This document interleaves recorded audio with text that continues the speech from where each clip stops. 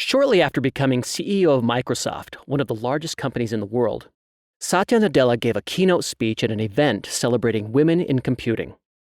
After his speech, someone asked Nadella what advice he had for women who'd like a pay raise but who are not comfortable asking. He advised patience and knowing and having the faith that the system will actually give you the right raises as you go along.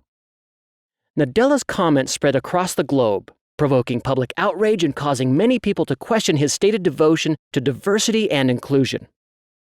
Instead of pushing back by saying that the media misunderstood what he'd meant, Nadella decided that he would listen to what people both in and outside of Microsoft were saying.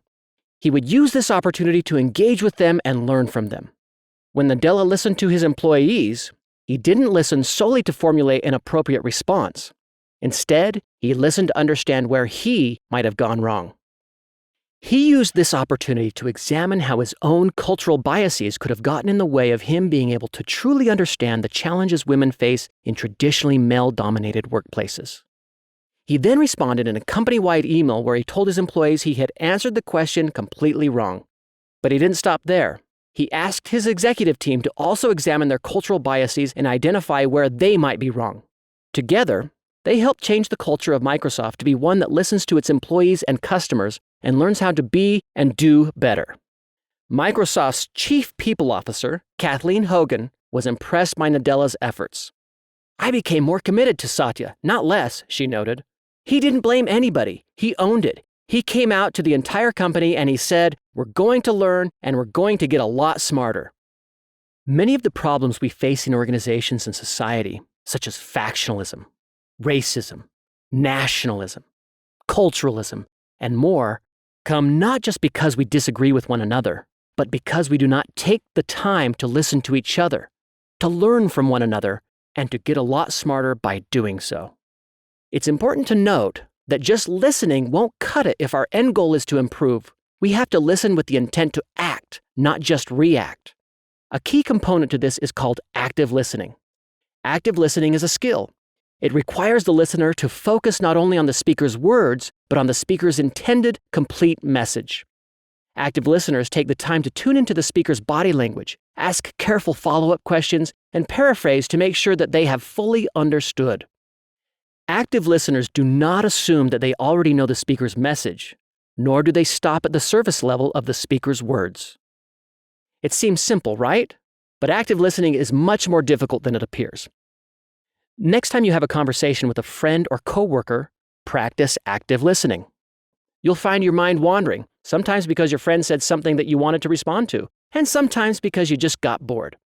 When your friend finishes, you'll likely respond with a vague comment about the last thing you remember them saying. This is listening to reply. Instead, practice listening to understand. Why is your friend telling you that story? What can you learn about them? It might seem trivial, but this is how we learn from one another.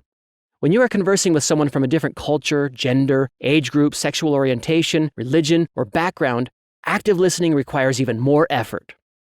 As an American national working for a consulting company in Bulgaria, I often found it difficult to understand if a colleague was truly complaining about a problem to which she wanted a solution, or whether she was just engaging in what is culturally known as oplakvane, which is complaining as a way to culturally connect. In Bulgaria, complaining about the conditions in the country is not necessarily considered pessimistic so much as it is about activating a common Bulgarian identity. Likewise, when I lived and worked in Denmark, I was often confused by my colleagues who were looking for mentoring. Because it is a cultural norm for Danes to underplay their own qualifications, it was difficult for me to understand how much mentoring they wanted or needed because they were reluctant to promote or even acknowledge their own skills.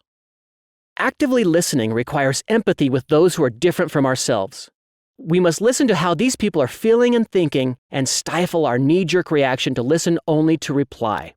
Instead, we must listen to the mindset of the speaker's background or culture. For example, in cultures such as Germany, Italy, and America, people tend to be very talkative and don't mind talking over one another. In other cultures, such as those throughout Asia, people do not talk over one another. Rather, they tend to be quiet and show deference to the speaker. Neither form of communication is right or wrong. The key is that we are aware that people from different cultures and backgrounds may communicate differently and that we adapt our way of listening to truly understand and learn from them. Active listening in situations like these requires that we listen beyond words, that we engage all our senses. Rather than just focusing on what is said, focus on what is not said.